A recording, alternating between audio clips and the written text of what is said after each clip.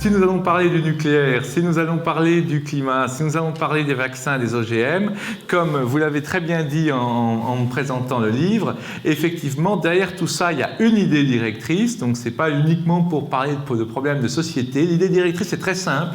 Dans tous ces schémas, dans tous ces domaines, on retrouve le même schéma.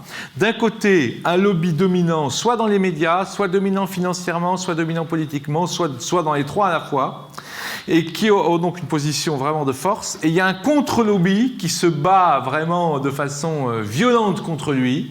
Et ce contre-lobby, en fait, renforce la position du lobby dominant en présentant une alternative non crédible. Et comme c'est non crédible, évidemment, le lobby dominant reste en quelque sorte en place, intact, etc. Donc c'est un jeu pervers de lobbies qui se regardent en chaîne faïence et qui bloquent le système et qui, dans certains cas, peuvent bloquer des choses très importantes pour l'évolution de l'humanité. C'est ça l'idée générale de la science en otage, mais bien sûr, comme on l'a dit et comme tout le monde l'attend, c'est par la question du nucléaire que nous allons commencer.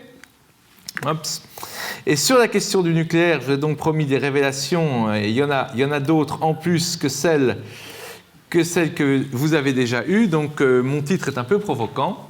Nucléaire, et si tout le monde se trompait, ça veut dire à la fois les écologistes et Areva, pour faire simple.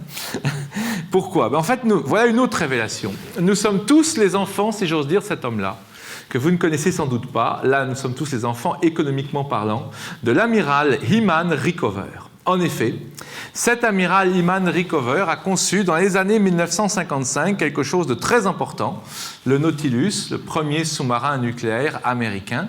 Il fallait faire très vite à l'époque pour pouvoir mettre des bombes nucléaires dans des sous-marins nucléaires qui, grâce à justement cette centrale nucléaire à bord, ne remontaient pas à la surface et donc étaient indétectables, pour en cas de menace des Russes, pouvoir faire des contre-menaces. Donc, l'amiral Hyman Rickover a conçu la centrale nucléaire des premiers sous-marins nucléaire. Et la première information essentielle que, curieusement, beaucoup de gens devraient vous donner, mais qu'aucun média n'a donné depuis une semaine, alors que tout le monde parle du nucléaire jour et nuit, c'est que toutes les centrales, qu'elles soient françaises, américaines, japonaises, pas les Russes, évidemment, les Russes, elles sont encore pires, on y viendra, mais toutes les centrales qui sont en exploitation en Occident dérivent de la centrale mise au point par l'amiral Rickover, qui est devenu un brevet de Westinghouse, qui a été vendu à Framatome, qui est devenu Areva, qui a été vendu à Mitsubishi, qui a construit les centrales au Japon, etc., etc. Donc, ce sont des centrales pour usage militaire, pas pour usage civil. Elles ont été construites pour un usage militaire, et bien sûr, il fallait la sécurité des sous-mariniers à bord, mais enfin, si ça a explosé, que le sous-marin coulait au fond de l'océan, il y avait que les poissons pour mesurer la radioactivité, et ce n'était pas très grave. Or, évidemment, on les a améliorées, ces centrales, mais le problème, c'est qu'elles sont toutes porteuses de la tare originelle, de ne pas avoir été conçues du tout pour un usage civil, mais pour un usage militaire. Et ça, personne ne le dit. C'est quand même assez étonnant. Et donc, le principe de ce genre de choses, vous connaissez ça par cœur, mais ça, on l'a vu partout à la télé depuis qu'il y a eu la... Bon, vous connaissez le principe, donc, vous avez ici les barres d'uranium, et ça, ce sont des barres de contrôle. Pourquoi ? Parce qu'une centrale nucléaire, pour que ça fonctionne, il faut qu'il y ait assez de combustible nucléaire pour que la réaction se produise, hein ? Mais si on laisse la réaction s'emballer, eh ben, ça explose. Et s'il n'y a pas assez de réaction, ça ne produit pas d'énergie. Donc vous comprenez le problème, on est sur une plage très étroite, c'est ça le problème, où ça explose ou ça ne marche pas, en gros, hein, pour simplifier évidemment, je ne vais pas rentrer en détail technique aujourd'hui, on n'a pas le temps et ce n'est pas le sujet. Donc on met des barres de contrôle, on met de l'eau qui passe pour refroidir et effectivement on va détailler un peu plus ce système après, mais c'est ce schéma-là, des schémas donc qu'on appelle les schémas Rickover, du nom de ce fameux amiral dont descendent toutes nos centrales. Et donc à partir de cela, eh bien, vous avez... Pardon, ça va marcher comme ça, voilà. Donc il y a deux formes de centrales Rickover. Vous avez une première forme de centrale qui est celle que nous avons ici en France, c'est-à-dire vous avez une enceinte de confinement, là, vous avez le réacteur nucléaire avec le schéma du cœur que je viens de vous montrer, avec les barres de contrôle qui descendent pour modérer la réaction. Il faut à la fois de l'eau qui inonde le cœur et des barres de contrôle pour que le système soit stable.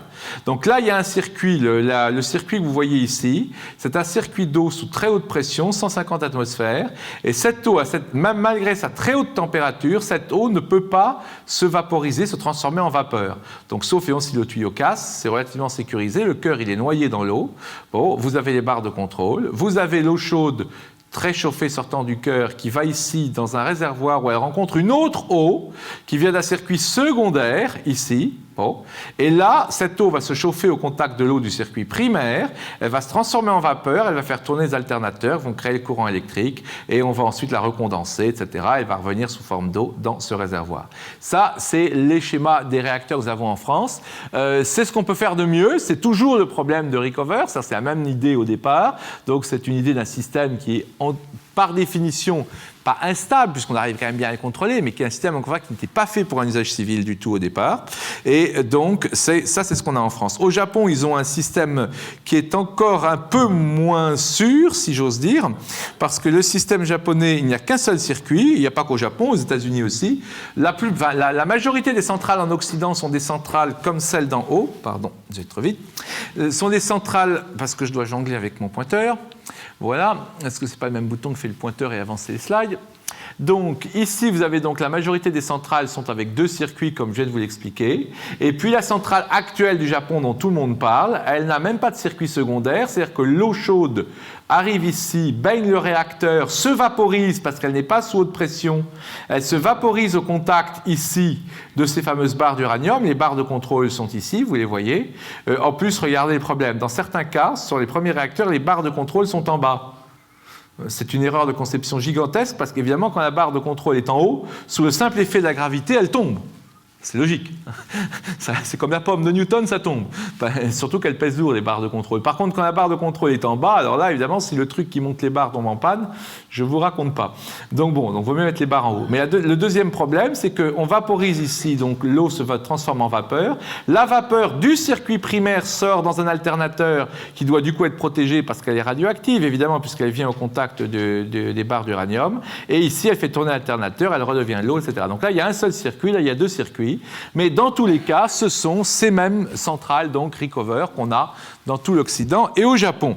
Alors évidemment, il ne faut pas en dire trop de mal non plus. Et les écologistes disent certainement beaucoup trop de mal de ces centrales parce qu'on touche du bois, on ne sait pas encore ce qui va se passer, mais là on est dans une situation quand même extrêmement grave. Il y a 4 centrales en feu en même temps, c'est hallucinant, c'est du jamais vu. On a eu un tsunami de magnitude, des vagues de 10 mètres de haut sur un tremblement de terre de magnitude 9.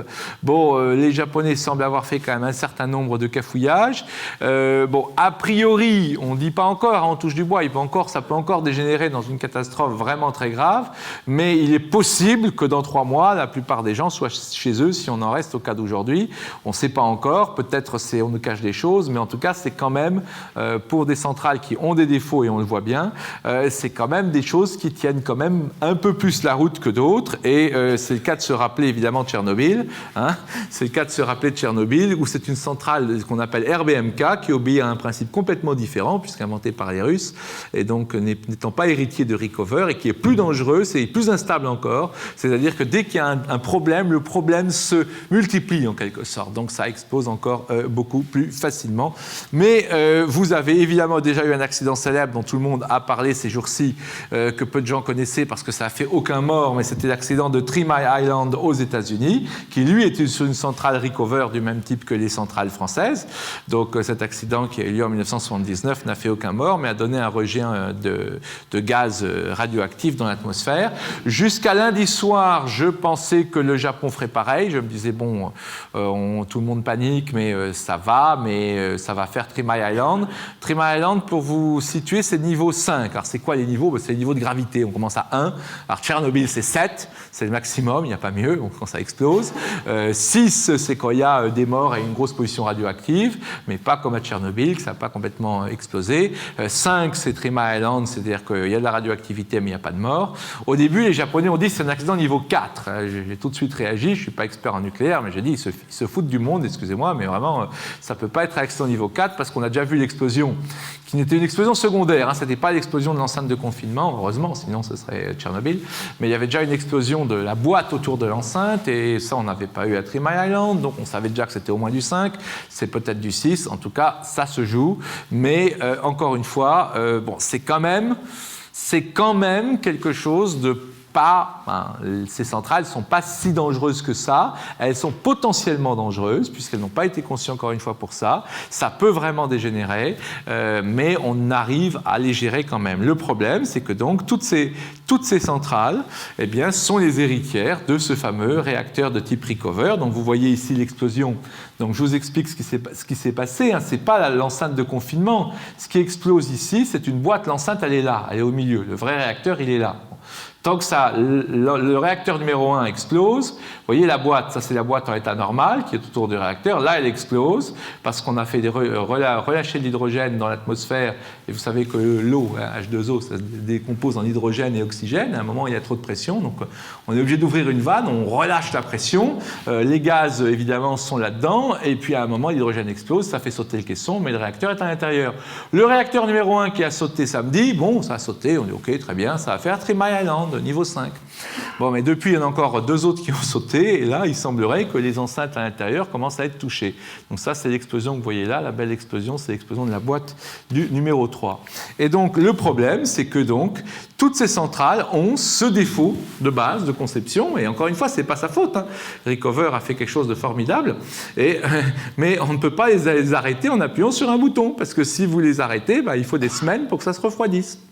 Et ce qui s'est passé, c'est que l'amiral Rickover, qui était un héros national américain, évidemment, pour avoir conçu ces centrales, ces sous-marins nucléaires, les porte-avions nucléaires, etc., il a pris sa retraite, c'était juste avant l'accident de Three Mile Island, en 1979. Et à ce moment-là, le Sénat a fait une grande réception en son honneur.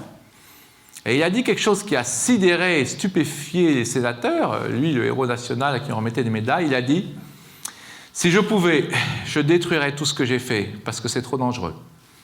Donc, il a dit ça en 1979, donc il était parfaitement conscient du fait qu'il y avait un problème avec ce genre de choses. Et encore une fois, ce n'est pas sa faute, ce n'était pas du tout conçu pour faire des centrales civiles à répandre sur la planète. Et voilà que ce qui se passe, et ça, notre ami l'a dit en introduction, vous a donné donc première révélation. C'est cette histoire que toutes les centrales dérivent des fameuses centrales Rickover militaires, je l'ai déjà dit et redit.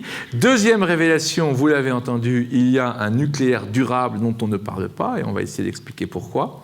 Ce nucléaire durable a été en partie issu d'une réunion qui a eu lieu en 1955, ça ne nous rajeunit pas, en tout cas moi j'étais pas né. En 1955, un certain nombre de très grands scientifiques, physiciens américains, ont été réunis par une société, la General Atomic, en disant voilà, vous allez inventer à partir de zéro un nouveau type, des nouveaux types de centrales nucléaires. On va vous payer pour n'importe quelle idée brevetable de centrales nucléaires. Et on a réuni tous ces scientifiques pendant un été pour produire des nouveaux types de centrales nucléaires. Un des modèles qui est sorti, c'est ce système qu'on appelle donc le HTGR, qui est un système à E, ça veut dire donc High Temperature Gas Cooled Reactor. Une des différences fondamentales, c'est que le réacteur est refroidi à l'hélium. Et vous savez que l'hélium est un gaz neutre, extrêmement inerte, et que donc justement, ça ne peut pas faire de l'hydrogène. L'hélium, ça peut pas faire, c'est pas comme l'eau H2O. Et donc, d'après Freeman Dyson, dont je vais vous parler dans un instant, qui est un grand scientifique de l'université de Princeton, un des derniers géants de la physique de l'époque, un des derniers à avoir connu Einstein, Gödel et tous ses précurseurs. Selon Dyson, qui a contribué à cette école, si j'ose dire, école atomique d'été de 1955, eh bien, ces réacteurs-là seraient 1000 fois plus sûrs que les réacteurs à eau pressurisée, parce qu'ils sont à l'hélium et pour d'autres raisons techniques dans lesquelles je ne rentrerai pas. C'est a priori reconnu dans une étude que j'ai trouvée de l'Agence internationale de l'énergie. Il existe un prototype de 300 MW. Alors 300 MW, c'est pas beaucoup. Fessenheim, c'est 900 MW. L'EPR, c'est 1600. Les plus puissantes centrales actuelles, c'est 1400. Vous savez, l'EPR, c'est la centrale de troisième génération qu'on construit actuellement à Flaminville, mais qui n'est pas encore en service. Donc 300, bon, c'est pas extraordinaire, évidemment, mais c'est déjà, ça fait de l'électricité. Et ce prototype existe, il a fonctionné depuis 30 ans à Saint-Vrain, aux États-Unis. Et alors, il y a eu quelques petits problèmes. Bon, évidemment, c'est un prototype, donc il n'est pas bon. D'après Dyson, il suffirait d'investir $1 milliard, soit le 5e du prix d'une centrale EPR, pour en sortir un prototype à 1000 MW qui pourrait concurrencer les centrales actuelles. Bon, eh bien, il n'y a eu aucun développement de cela. Mais il y a autre chose derrière, si on continue.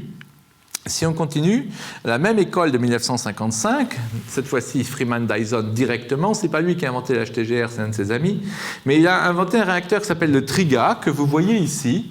Alors c'est un petit réacteur, vous voyez, on peut dire à taille humaine, vous voyez la taille des échelles à côté, hein, le réacteur c'est le truc jaune, donc ouais, il n'est pas très gros. Et alors le Triga, c'est un réacteur qui est conçu pour que dès qu'il s'emballe, eh bien la réaction s'étouffe automatiquement. Il y a eu plein de tests de fait, il ne peut pas exploser. Alors lui, c'est sécurité absolue, puisque dès qu'il va s'emballer, le HTGR peut quand même exploser, mais il est beaucoup plus sûr. Mais là, c'est le truc qui ne peut pas exploser. La conception même du réacteur fait que dès que ça s'emballe, ça s'arrête instantanément. Ces réacteurs sont tellement sûrs que, tenez-vous bien, autre révélation que personne ne dit jamais, on est en train de faire tout un plat sur le nucléaire iranien. C'est vrai, ce serait très dangereux que l'Iran ait une centrale nucléaire, etc., etc. Ok, d'accord. Mais les États-Unis ont vendu, il y a déjà très longtemps, ça devait être à l'époque du Shah d'Iran, une centrale nucléaire à l'Iran. Eh oui. Et il y a une centrale nucléaire américaine fonctionnant actuellement en Iran. C'est une centrale Triga, bien sûr, et elle fonctionne en Iran et personne ne dit rien. Et c'est les Américains qui l'ont vendue aux Iraniens. Au Venezuela aussi, il y en a une, chez Chavez, etc.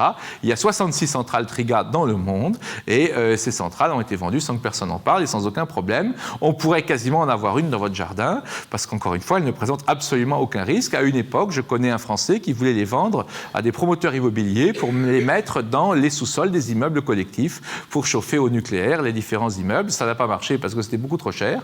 Mais encore une fois, il n'y a pas de problème de sécurité avec le Triga. Le seul problème, c'est que les centrales Triga sont au maximum des centrales de 16 MW, ce qui n'est absolument rien du tout. Et donc, ce n'est pas des centrales qui produisent de façon rentable de l'énergie électrique. Elles produisent des isotopes radioactifs pour soigner les cancers, par exemple par chimiothérapie. Elles peuvent produire plein de trucs, mais elles ne produisent pas du courant. C'est beaucoup trop faible comme puissance, contrairement au HTGR. Donc on se retrouve avec le HTGR 300 MW qui fait de l'électricité, qui est beaucoup plus sûr que les centrales actuelles, mais qui peut quand même exploser. Le Triga qui ne peut pas faire d'électricité, mais qui est encore beaucoup plus sûr que le HTGR. Voilà la situation.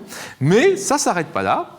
Il y a un troisième joueur, troisième player, comme disent les anglo-saxons dans l'histoire, c'est Carlos Rubiá, le prix Nobel de physique qui a dirigé le CERN, vous connaissez certainement tous, le Centre européen de recherche nucléaire à Genève, les énormes trucs là avec 20 km d'anneaux où on fait des tas de tests sur les particules ultimes de l'univers. Bon. Eh bien, Rubiá, directeur du CERN pendant des années, prix Nobel de physique, a inventé le Rubiatron, on l'appelle comme ça, c'est pas son nom évidemment, mais on l'appelle en son honneur le Rubiatron, qui lui, alors n'existe que sur le papier. Le Triga, le HTGR fonctionne, et même beaucoup, puisque j'ai dit qu'on les vend même en Iran, mais pas le HTGR, le Triga. Mais là, le Rubiatron, ça n'existe que sur le papier, il faut être très clair, ça n'existe que sur le papier.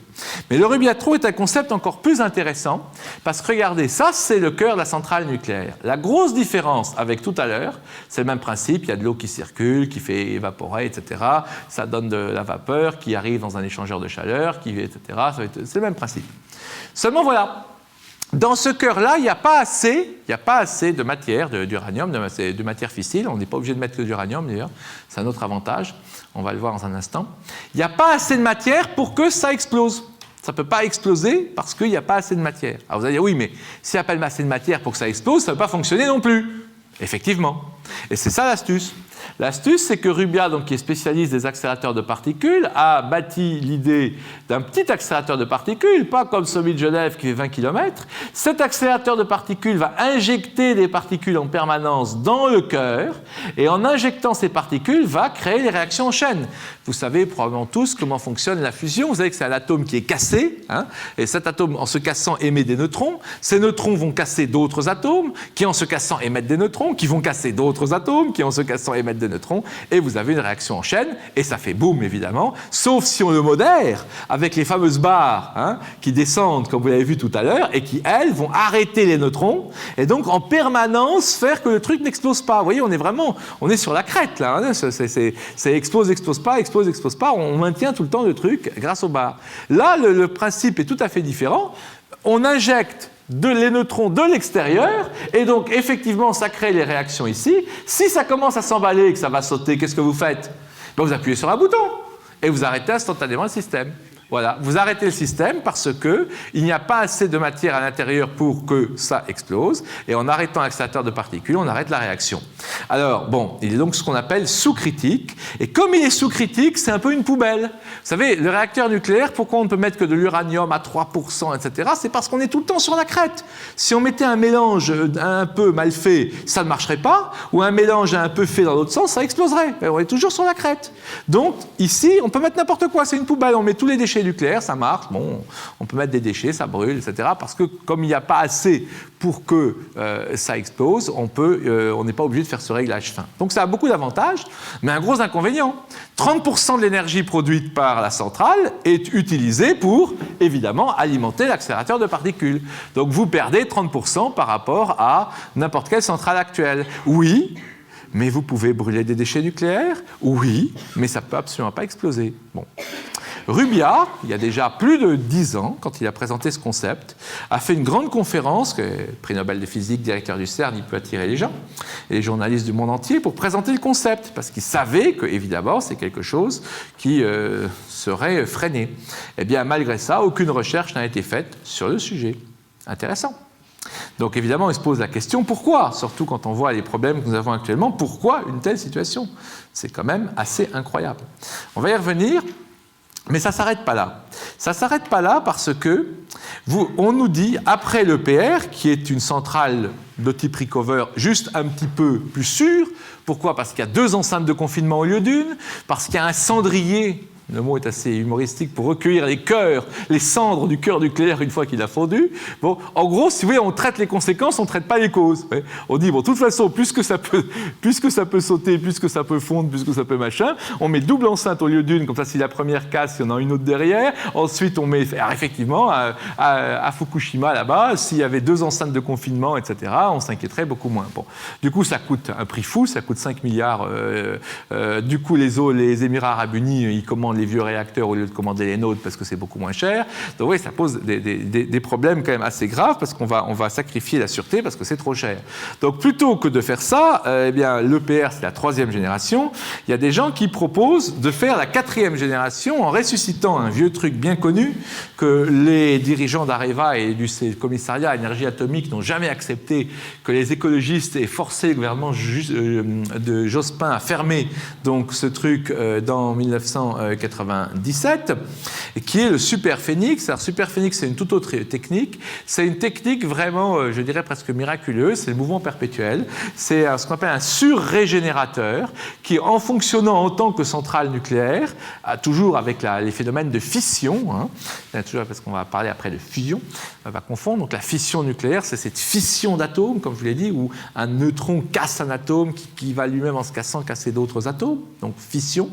Eh bien là, on a en même temps, il fait de la fission, il fait une centrale nucléaire normale, ce Superphénix, mais également, il irradie un certain nombre d'autres métaux, d'autres composés qui vont devenir du combustible nucléaire.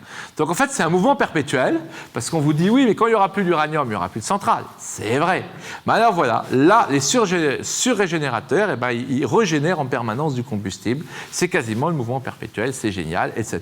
Bon, le concept est fabuleux. Le problème, c'est que pour des raisons techniques, parce que justement, ça ne peut pas se refroidir de façon classique, on doit refroidir le cœur de ce truc-là avec du sodium liquide.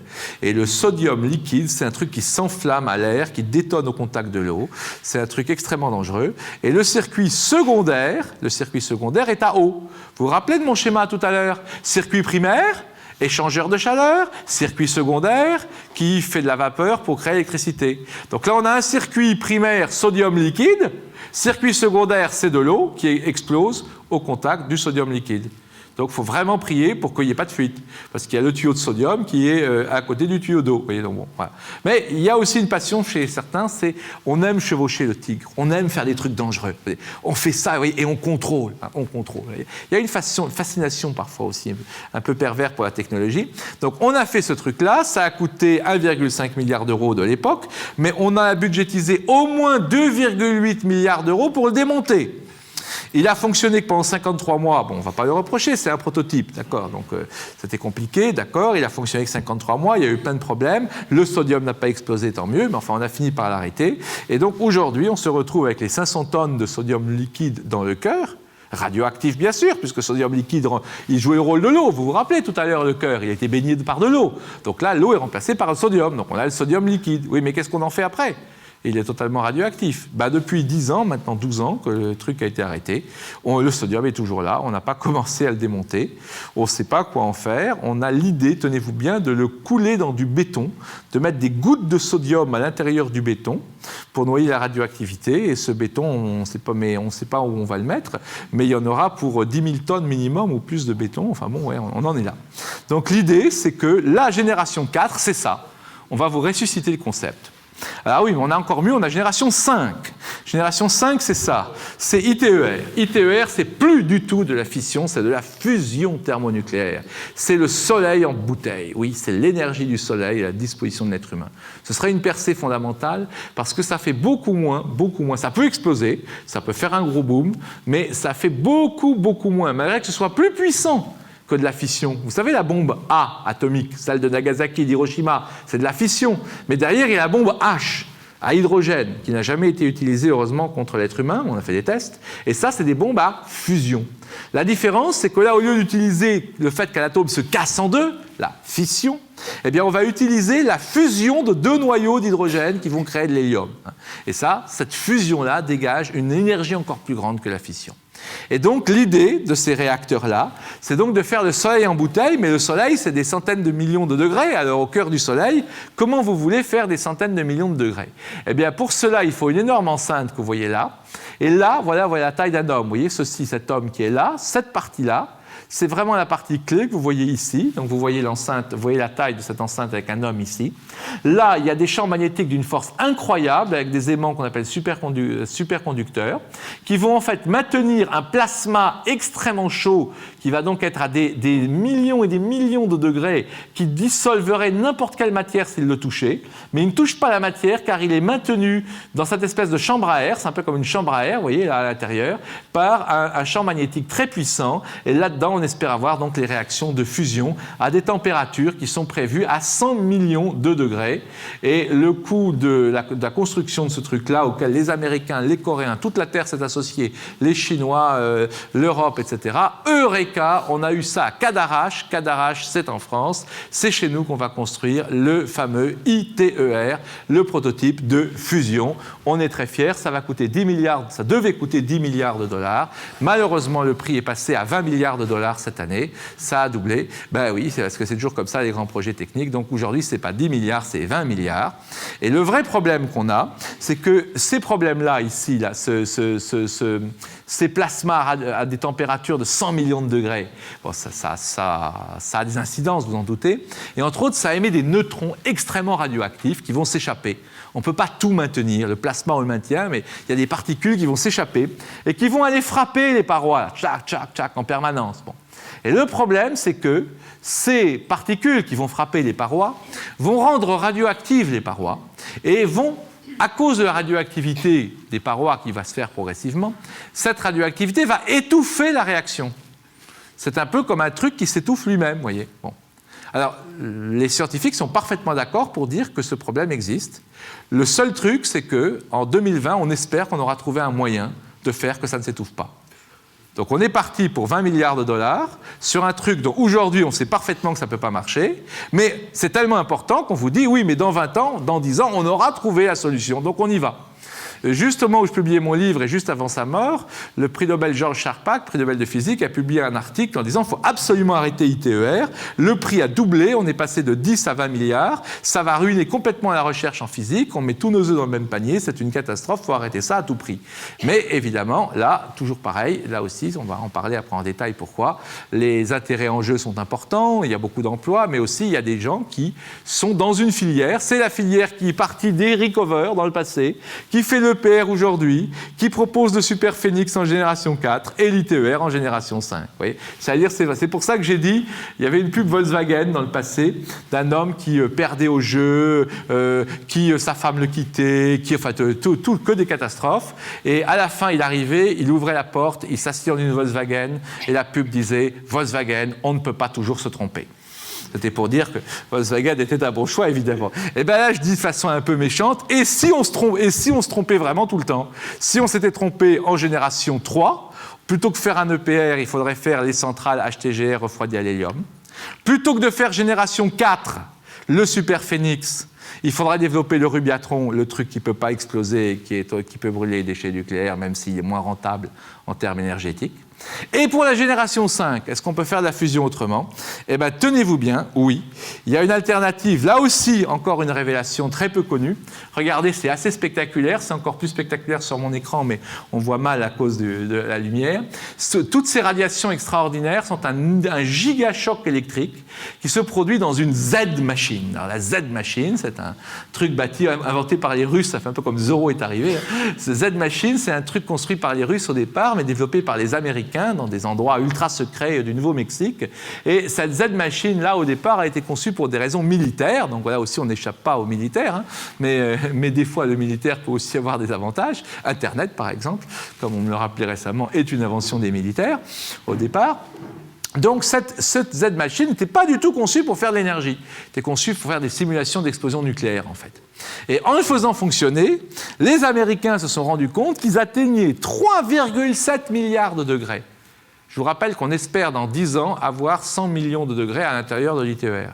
Alors là, l'idée, c'est qu'en fait, ils ont 3,7 milliards de degrés, mais dans un tout petit endroit. Vous ne le voyez pas, mais là, vous avez des éclairs électriques partout. Mais au centre, il y a une toute petite bille de métal qui est chauffée à 3,7 milliards de degrés. C'est la température de l'explosion d'une étoile dans une supernova. C'est beaucoup, beaucoup, beaucoup plus chaud que le Soleil. 3,7 milliards de degrés. La machine coûte 50 millions de dollars. 50 millions contre 20 milliards. Et 3,7 milliards contre 100 millions. Alors évidemment, attention, soyons pas réducteurs, je n'ai pas le temps de rentrer en détail technique. La température ne fait pas tout. Il ne suffit pas d'avoir de la température pour faire de la fusion. Pour l'instant, la Z-machine, pour tirer un coup de Z-machine, il faut 24 heures de préparation. Mais avec une nouvelle technologie, ils envisagent de faire 5 ou 6 coups par minute. Il faudrait pouvoir tirer toutes les secondes pour faire une machine qui soit rentable au plan, un peu comme une machine, comme le moteur à piston de votre voiture. Si votre voiture, le piston fait un mouvement par heure, voire un mouvement par minute, c'est sûr qu'un tour par minute ou même 5 tours par minute, votre voiture n'ira pas très loin. Donc la Z-machine, évidemment, aujourd'hui, ne peut absolument pas donner de l'énergie dans ce cadre-là, mais elle existe et elle provoque des températures de fusion incomparablement supérieures pour un prix incomparablement inférieur. Et la direction des applications militaires françaises, bien sûr, a une Z-machine beaucoup moins perfectionnée, qui est à Gramat dans le Lot. J'ai pu retenir une photo ici, voilà. Mais on a une Z-machine qui est totalement arrêtée. Et les deux spécialistes français de Z-machine sont partis travailler sur la Z-machine américaine. Au bout d'un certain temps, on leur a expliqué gentiment que ça devenait trop grave et que les non-américains n'étaient pas évidemment les bienvenus pour travailler là-dessus. Donc l'un de ceux qui a fait la thèse sur cette Z-machine française et qui a travaillé sur la fameuse Z-machine américaine que je vous ai montrée en pleine explosion, eh bien actuellement, vous savez ce qu'il fait? Il s'appelle Mathieu Bavray et il fait la modélisation des avalanches pour le gouvernement suisse. Ben oui. Donc le problème, c'est est-ce qu'on n'a pas mis tous nos œufs dans les mêmes paniers? C'est quand même une question qu'il faut se poser. Donc la 5e génération, ça pourrait être la Z-machine et non le ITER. Alors, dans tout ceci, il faut savoir que les écologistes ont une énorme responsabilité. Énorme. Parce que si l'alternative à cette filière qui semble avoir la possibilité de se tromper à chaque génération, si l'alternative à cette filière, c'est les écologistes, eh bien, évidemment, la filière ne craint rien. C'est complètement stupide de vouloir sortir du nucléaire dans un monde où on va manquer de plus en plus d'énergie, où le pétrole est en train de risquer d'arriver à sa fin, on verra tout à l'heure qu'il y a des espoirs, mais bon, où on parle évidemment de ces crises énergétiques qui nous menacent, ce pic pétrolier, et puis, effectivement, dans une telle situation, avec une population qui continue à augmenter, augmentation de la population et diminution des ressources énergétiques, évidemment, c'est complètement stupide de vouloir se priver d'une source d'énergie dans un cas comme ça. Donc, la responsabilité des écologistes est énorme, car tout écologiste normalement constitué devra aller manifester dans la rue, et vous savez maintenant pourquoi. Devrait manifester pour qu'on mette de l'argent dans le rubiatron, manifester pour qu'on mette de l'argent dans la Z-machine, manifester pour qu'on mette de l'argent sur les centrales HTGR et sur les centrales Triga pour en faire des objets rentables et pouvant donner de l'énergie pour tout le monde. Voilà à quoi les écologistes devraient se battre jour et nuit. Mais pas un seul écologiste ne l'a fait. Pourtant, il y en a quelques-uns pour le nucléaire. Mais ces écologistes-là pour la plupart, sauf les quelques-uns qui, quand ils sont pour le nucléaire, soutiennent Areva et le nucléaire actuel, il y en a peu, mais il y en a, comme un mal nécessaire, où ils sont plus réalistes, eh bien ces écologistes disent « le nucléaire, c'est satanique ». Toute forme de nucléaire est une saloperie, et donc évidemment, ils ne vont pas manifester pour réclamer des nouvelles centrales nucléaires durables et plus sûres. Et là, je vous donne un communiqué de presse de sortir du nucléaire qui est sorti, c'est le cas de le dire, le matin de la catastrophe, donc on avait encore très peu d'informations sur la catastrophe. Vous voyez, le 12 mars, elle avait eu lieu la veille. Pour le réseau, donc là, pour le réseau sortir du nucléaire, c'est eux qui parlent. C'est bien, j'ai vérifié le communiqué de presse sur leur groupe, c'est vraiment authentique, je vous le garantis, tellement c'est énorme. Pour le réseau sortir du nucléaire, c'est bien un accident nucléaire majeur gravissime qui se déroule actuellement au Japon, d'une gravité comparable à celui de l'accident de 3 Mile Island et de celui de Tchernobyl qui s'est déroulé il y a juste 25 ans. La phrase que vous venez de lire, je ne sais pas si vous a choqué, en tout cas moi ça me choque, c'est exactement équivalent à la phrase suivante.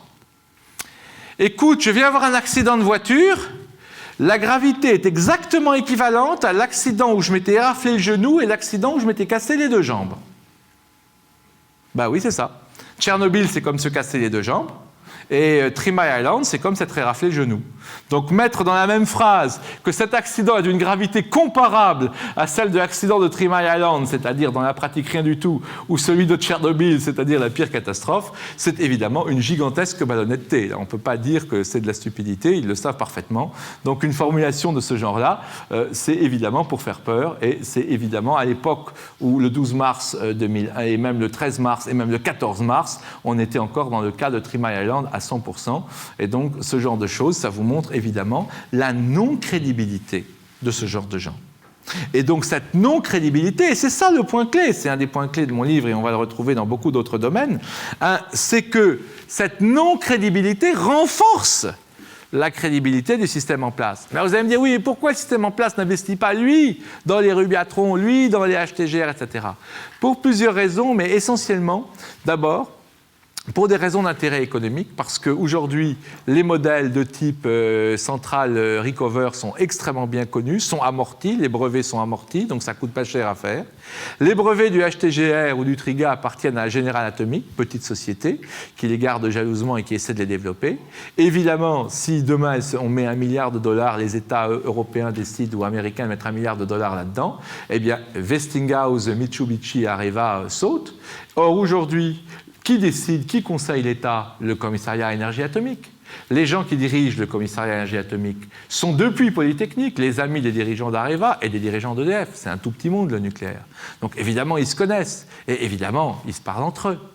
Et je sais de source sûre que une personne qui me l'a dit, que l'un ancien dirigeant du CEA a dit, on lui parlait du Rubiatron, il a dit « Carlos Rubia, oh, c'est un charlatan ».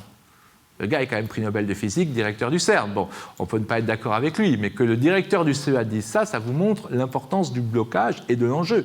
Parce que si le truc de Carlos Rubia marche, tous les chercheurs du CEA, c'est terminé. Il faut des chercheurs différents, des jeunes, une autre génération arrive, un autre système arrive, c'est fini. Et tous les Areva, etc., ça saute, c'est terminé. Or, on n'est pas dans le cas des appareils photo ou des magnétophones ou des magnétoscopes où il y a 3000 fabricants possibles et où un nouveau fabricant peut faire une usine avec un nouvel appareil. Il n'y a que 3 fabricants au monde de centrales nucléaires, il faut des milliards d'investissements, c'est les États qui donnent le feu vert, et les gens qui conseillent des États sont tous, évidemment, dans le même moule que les gens qui fabriquent les centrales. Donc d'un côté, vous avez un lobby qui bloque la situation dans son avantage, dans son intérêt, et de l'autre, le contre-lobby renforce le lobby en place. Je serai Areva, je financerai les gens de sortir du nucléaire, et peut-être dire qu'Areva le font en sous-main s'ils sont intelligents, je financerai les écologistes, parce que si c'est ça l'alternative à Areva, eh bien Areva va continuer éternellement, vous comprenez? Et c'est bien ça le problème. Alors, continuons-nous un petit peu pour voir la chose suivante. Charles Lindbergh, en 1927, a traversé l'Atlantique dans un petit coucou, à une place, dans des conditions épouvantables, très difficiles, etc. Et 3 ans auparavant, en 1924, les premiers grands dirigeables allemands avaient traversé l'Atlantique, vous les voyez voler au-dessus de New York, et dans les années 30, ces dirigeables offraient un service de passagers Berlin-New York, et oui, Berlin-New York en 1 journée et demie, au-dessus de l'Atlantique. Et c'était évidemment le meilleur moyen de traverser l'Atlantique. Et les grands États ont tous investi dans les dirigeables. Les Allemands étaient plus en avance, mais les Américains ont construit des dirigeables aussi grands, les Anglais, les Français. Tout le monde s'est mis à faire des dirigeables. Tout le monde s'est mis à faire des dirigeables, sauf que le dirigeable n'était pas la meilleure solution pour traverser l'Atlantique. Vous avez à l'image l'explosion du Hindenburg lors de son atterrissage à New York, qui a fait une formidable explosion. Et évidemment, il était à l'hydrogène. On retrouve déjà l'hydrogène, donc évidemment, ça a fait boum. Mais les dirigeables américains, les Américains avaient de l'hélium, ce que n'avaient pas les Allemands à l'époque. Les dirigeables américains se sont tous écrasés. Ils ont été drossés par le vent dans la mer. Ils n'ont pas explosé, mais ils se sont écrasés pareil. Les dirigeables anglais se sont écrasés. Il y en a des uns qui s'est écrasé en France, etc., etc. Donc, on a tous arrêté, et les grands États ont arrêté de faire des dirigeables. Ça ne marchait pas. Et bien maintenant, vous comprenez exactement ce qui se passe dans le domaine du nucléaire. Vous avez maintenant la possibilité de comprendre ça très facilement. Les États, Areva, Mitsubishi, Westinghouse, les constructeurs de centrales, c'est comme les constructeurs de dirigeables. Ils font des choses qui sont techniquement intéressantes, qui fonctionnent, qui sont dangereuses, ça marche quand même, mais ça peut faire des catastrophes. Les écologistes, c'est les gens qui, à l'époque de la catastrophe du Hindenburg, auraient dit « Mais enfin, vous êtes fous, voler, c'est beaucoup trop dangereux, enfin, hein, le mythe d'Icare, l'homme n'est pas fait pour voler, qu'est-ce que vous me racontez là, hein ?» Il faut traverser l'Atlantique en bateau. Seuls les bateaux doivent être autorisés pour le transport de passagers de Paris à New York. Et c'est les écologistes d'aujourd'hui qui vous disent « Il faut sortir du nucléaire ». Et puis, les centrales, Triga, HTGR, le Rubiatron, la Z-Machine, tout ce que je vous ai dit, ça joue le rôle des avions de Lindbergh dans les années 30. Le petit truc là qui fonctionne, qui commence à marcher, mais qui 50 ans après, peut donner les Boeing et les Airbus qui traversent en toute sécurité, ou presque, l'océan Atlantique. Le problème, c'est qu'aujourd'hui, il faut beaucoup plus d'argent pour développer ces technologies. On ne peut pas laisser ça uniquement au privé, et donc il faut arriver à convaincre les États de mettre de l'argent là-dedans, et ça devrait être le rôle de tout écologiste ou de tout contre-pouvoir, et malheureusement ce n'est pas du tout le cas comme je l'ai expliqué. Alors le drame, c'est qu'il a fallu l'explosion spectaculaire du Hindenburg que je viens de vous montrer pour que tout le monde arrête de faire des dirigeables. Est-ce que la catastrophe actuelle suffira pour qu'on commence à mettre de l'argent dans toutes les filières dont je vous ai parlé ? Je ne dis pas d'arrêter l'ITER, je ne dis pas d'arrêter le Superphénix, je ne dis pas d'arrêter l'EPR, je dis par pitié, mettez au moins 1/10 de ce que vous mettez là-dedans dans les autres filières et peut-être que ça peut tout changer. Donc voilà la vraie question. Est-ce que ça suffira ou est-ce qu'il faudra un jour une catastrophe encore bien plus importante pour qu'on se mette à faire du nucléaire durable et qu'on arrête avec ces systèmes-là? Donc vous avez déjà ici une première illustration de ce type de situation de blocage dans lequel nous sommes, particulièrement dramatique vu les circonstances actuelles. Je pense que vous en comprenez mieux les causes. Je pense que vous avez maintenant appris plusieurs choses. D'abord, que toutes les centrales dérivent des centrales militaires américaines. Ensuite, vous avez appris qu'il existe des centrales beaucoup plus sûres. Vous avez appris que personne ne cherche à développer ces centrales beaucoup plus sûres. Et vous avez appris aussi que le problème vient du fait que le lobby écologiste joue en fait un rôle qui renforce les constructeurs de centrales nucléaires tout en prétendant évidemment les combattre. Donc ça, c'était ma première partie, mais on va voir que ce schéma existe dans beaucoup d'autres domaines. Et dans le domaine du climat, qu'est-ce qu'on n'a pas dit sur le climat? Alors, le nucléaire, depuis une semaine, tout le monde en parle, mais jusqu'à il y a une semaine, tout le monde parlait, et toute l'année 2009, rappelez-vous Copenhague, etc., on parlait du climat. Et alors sur le climat, la situation est la suivante, et ça c'est très intéressant, on va regarder bien cette courbe car elle est clé, c'est une courbe absolument fondamentale. Alors d'abord je précise, parce qu'il y a eu beaucoup de discussions entre autres sur les courbes d'un certain Claude Allègre, etc., que moi je prends mes courbes directement au centre du GIEC. Le GIEC c'est le groupement international d'études sur le climat. Le groupement international d'études sur le climat, c'est donc l'organisme des Nations Unies qui a eu d'ailleurs un prix Nobel de la paix qui est chargé d'analyser, de faire la synthèse du réchauffement climatique et de transmettre aux décideurs les résultats. Et donc, ce sont les gens les plus en faveur de l'hypothèse du réchauffement climatique comme étant d'origine humaine. Donc, je veux dire, s'il y a des gens qui sont pour l'idée que le réchauffement climatique est d'origine humaine, c'est les gens qui ont produit cette courbe. Il faut que vous le sachiez, c'est important, ça vient directement de leur site. Alors, regardez, en noir, vous avez la moyenne des températures depuis 150 ans, 1850. Là. En bleu et en rouge, chaque barre, vous voyez les barres là comme ça, chaque barre, ça représente une année de température. C'est la moyenne d'une année de température sur Terre. Donc vous avez 150 bars sur 150 ans de température. Et vous voyez quoi? Vous voyez que vers 1900, la température était assez basse. De 1920 à 1940, elle a monté très fortement. À l'époque, pourtant, l'impact de l'humanité sur la Terre existait déjà, mais était quand même infiniment plus faible qu'aujourd'hui.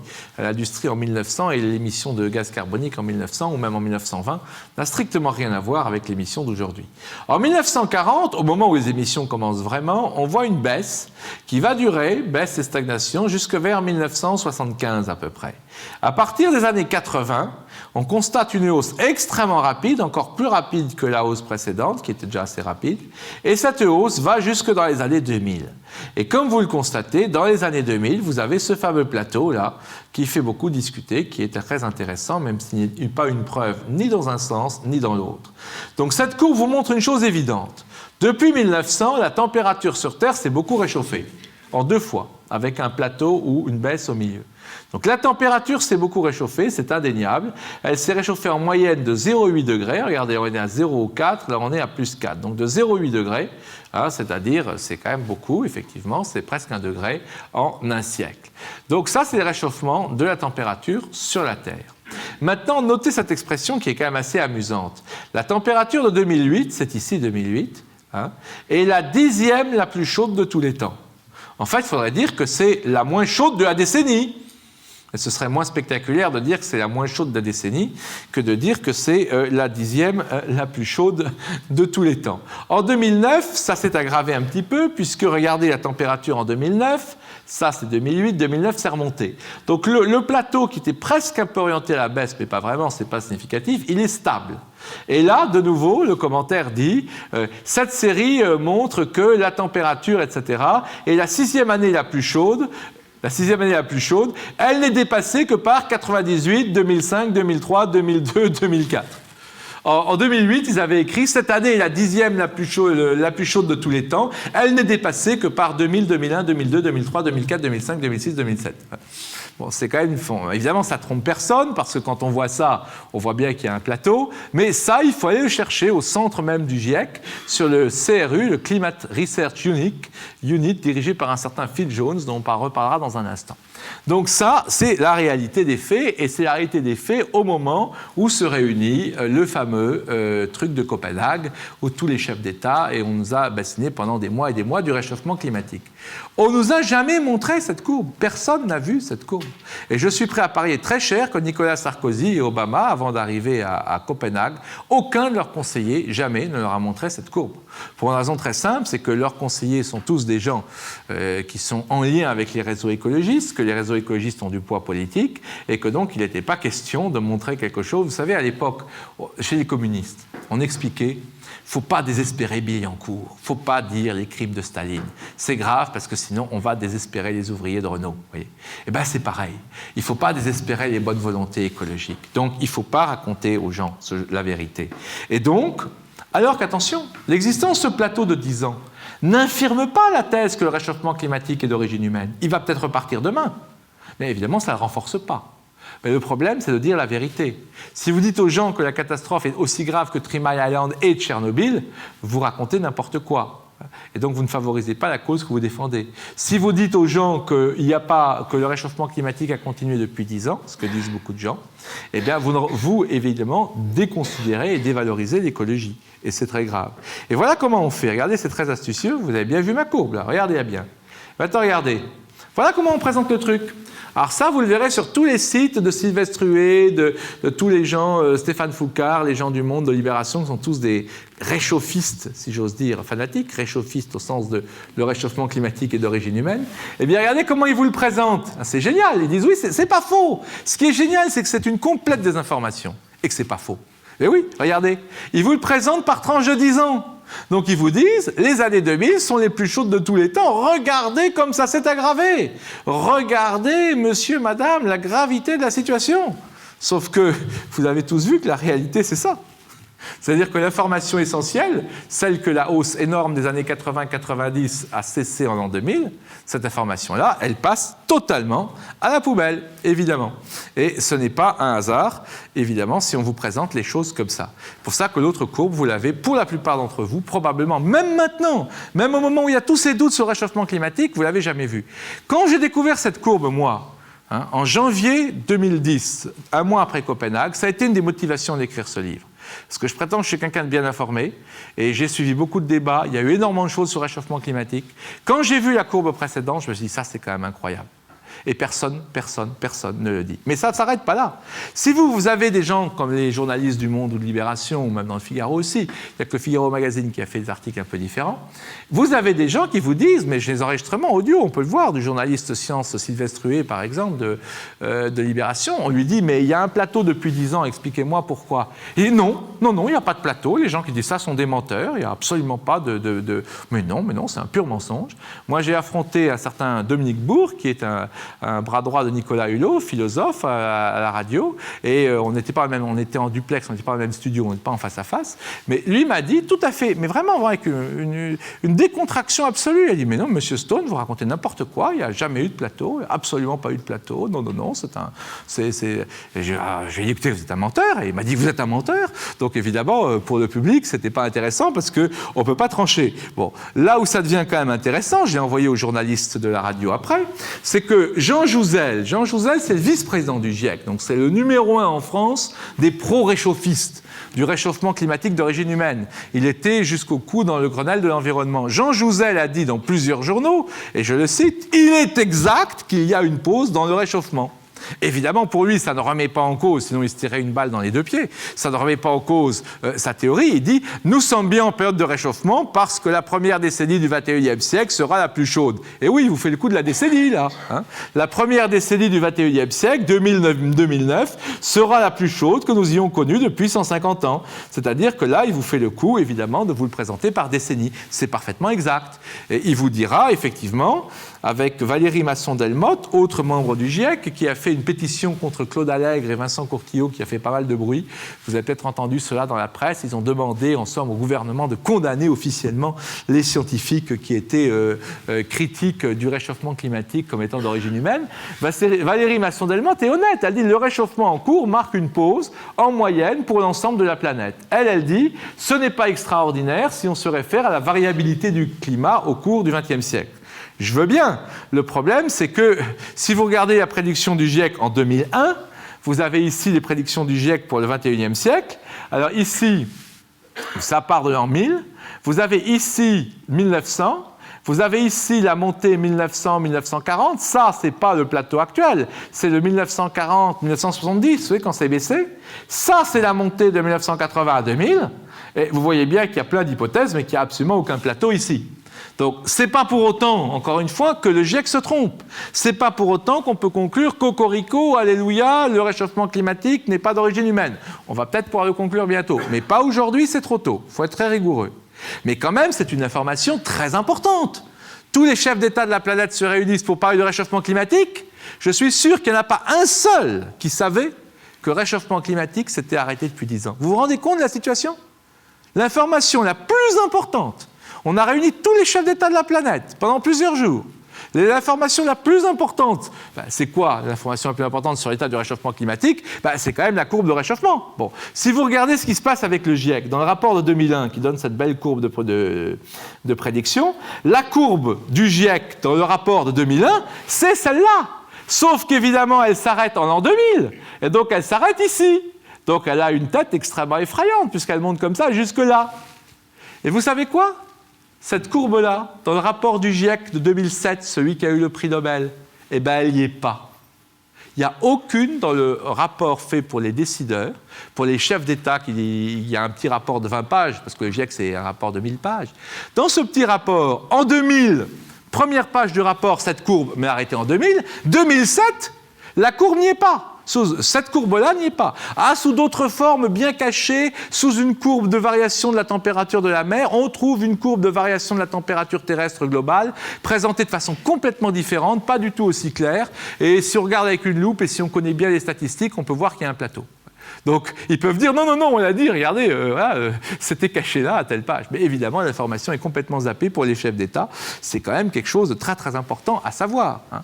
Bon, voilà. Donc ça, c'est la situation. Vous avez d'autres scientifiques membres du GIEC, des Allemands, qui disent, ce plateau, sans jeu de mots, c'est le problème le plus chaud actuellement dans les sciences du climat. On ne sait pas pourquoi il y a ce plateau. Certains disent, c'est pas grave, de toute façon, comme Jouzel, ça va repartir plus tard, le réchauffement. Le plateau ne nous remet pas en cause. C'est vrai en partie, mais d'autres disent, c'est quand même un gros problème qui est ce plateau. Bon, puisqu'il n'est absolument pas prévu. Continuons dans cette histoire du réchauffement. Voilà une augmentation tout à fait réelle, c'est l'augmentation impressionnante, dite en courbe de crosse de hockey. Vous comprenez pourquoi? Parce que la tête de la courbe fait comme une crosse de hockey, vous voyez, c'est comme une crosse de hockey dressée vers le haut. Donc on appelle ça une courbe en crosse de hockey. Cette courbe est absolument indiscutable.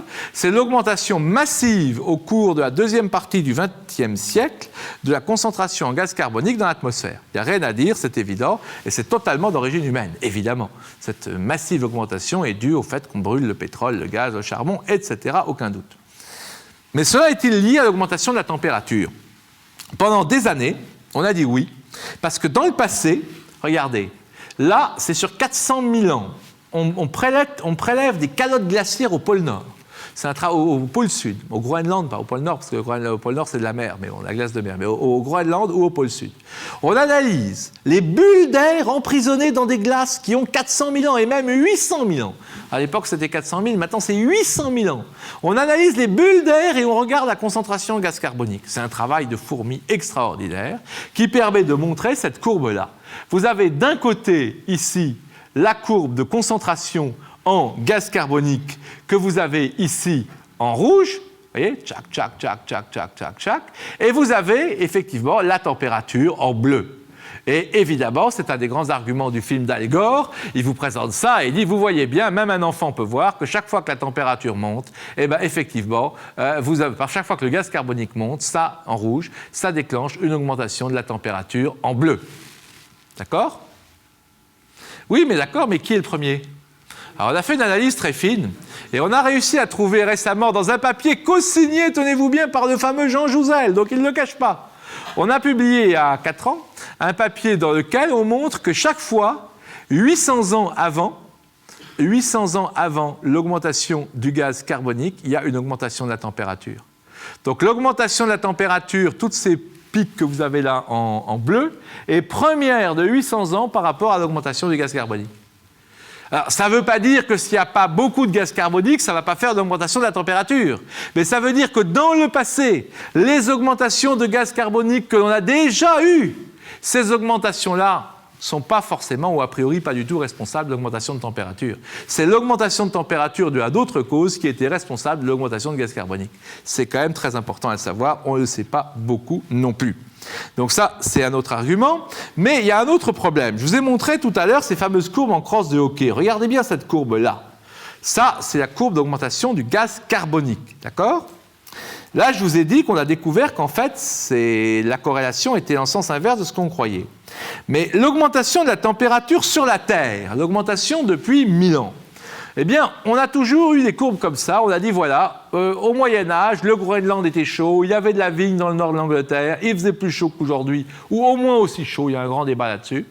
Puis il y a eu un âge de glace extrêmement froid, on pouvait traverser la Seine à Paris tous les jours en hiver à pied sec sur la glace, on pouvait traverser la Tamise à Londres tous les jours, et en hiver c'était beaucoup plus froid qu'aujourd'hui, et c'était les grandes famines du XVIIe, XVIIIe siècle, le petit âge de glace, et aujourd'hui ça remonte. Ça, évidemment, c'est quelque chose qu'on avait d'habitude. Mais regardez maintenant cette courbe. Cette courbe a été sortie par un certain Michael Mann, on appelle la courbe en crosse de hockey, elle aussi, et bien sûr, il faut la comparer avec la courbe de gaz carbonique. Si vous voyez la courbe en gaz carbonique, c'est plat et ça monte d'un coup, et cette courbe, évidemment, c'est pareil. Vous voyez bien ici qu'elle est plate et elle monte d'un coup. Ça, évidemment, ça monte d'un coup et on se dit, écoutez, finalement, les courbes sont corrélées, l'augmentation du gaz carbonique crée une augmentation exceptionnelle de la température.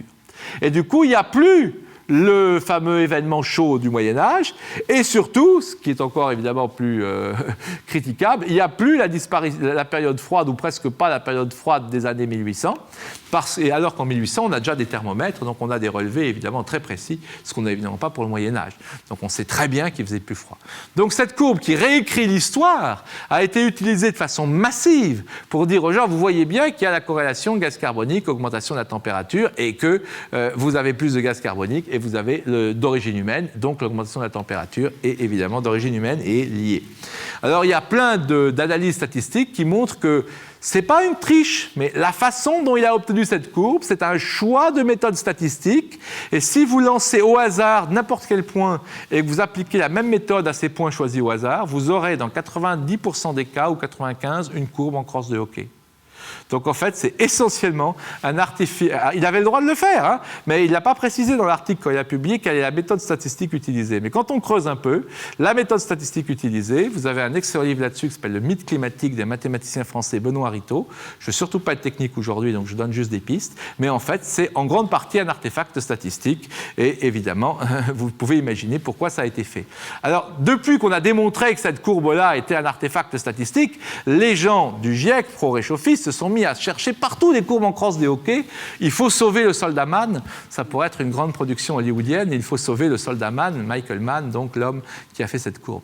Et un autre a montré ça, un autre scientifique du GIEC a produit une courbe comme ça en analysant les cernes de croissance des arbres de la région de Yamal, dans la Sibérie, parce que l'analyse des cernes de croissance des arbres année par année permet indirectement de déduire la température.